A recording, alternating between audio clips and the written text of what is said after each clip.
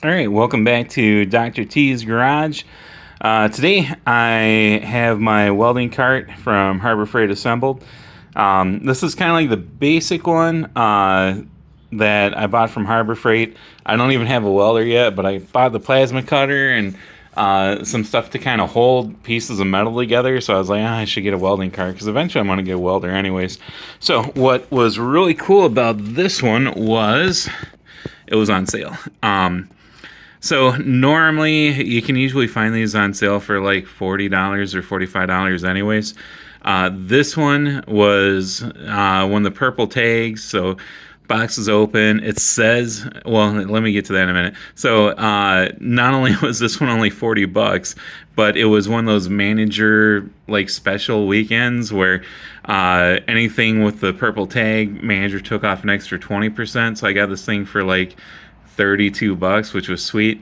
It said missing hardware, and I was like, oh man, all the screws are probably gone or something, or all the bolts are gone. And I was like, well, this gives me a chance to practice doing some rivets. So I was like, no problem. I got a rivet gun, and I've been wanting to work on doing some riveting anyways. And the holes are probably already in there to rivet it together. But surprise, surprise, what-ah! All the parts were there. So naturally, this is something I bought. Plasma cutter, since I don't have a welder, I just kind of threw that up on the top. We'll have a video in the future where I cut some plasma with it. I bought some clamps and stuff for the go-kart project I'm going to be working on, so I can kind of hold together all the 2x2 pieces of metal and cut them all completely uniform so that everything's perfectly square. So I needed somewhere to put all this, all the tools I bought. So I'm like, well, I'll get a welder or a welding cart, even though I don't have a welder yet. And it worked out perfect for it. At first, I wasn't sure. I'm like, maybe I should get the expensive one with drawers and everything. But this works out pretty cool. I mean, eventually, when I get the auto-dimming welding helmet, I'll probably put that down here instead of random tools. But I still have a spot here for tools. Up here, eventually I'll get a welder, put that there. But for right now, it fits the plasma cutter box perfectly. Assembly was super easy. All the bolts are pretty much the same size. I think it was like a 7 or an 8. But you also have a Phillips head in there, so I used a Phillips head and then like a 7 or 8 on the other side. All of them are the same size, which is really nice. Wheels come together super easy. It's just basically a couple of flat washers and a cotter pin, and so wheels came together easy. On the front, they have casters. Let me try and get a better view of that.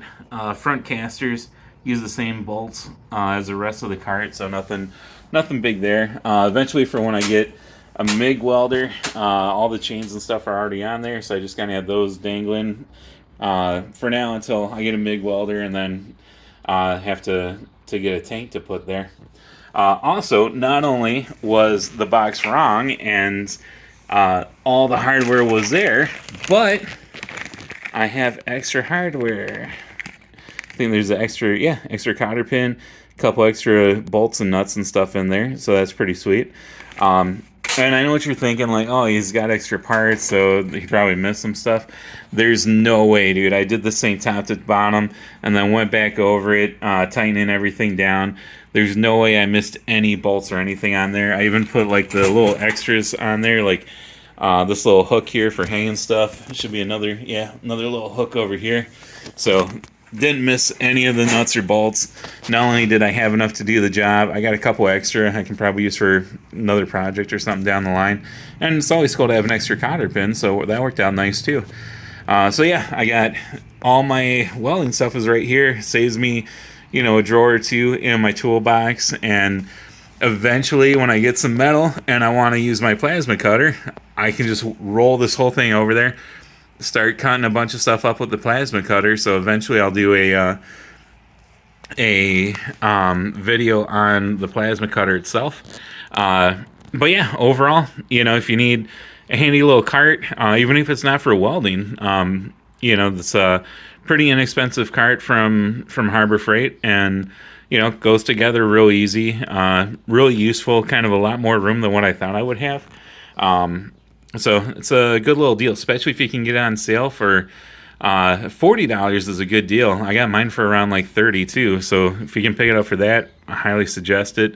And I know it's Harbor Freight, but I mean, the cart seems like it's pretty much sturdy enough to kind of hold the tank in the back and everything, and designed so it won't tip over.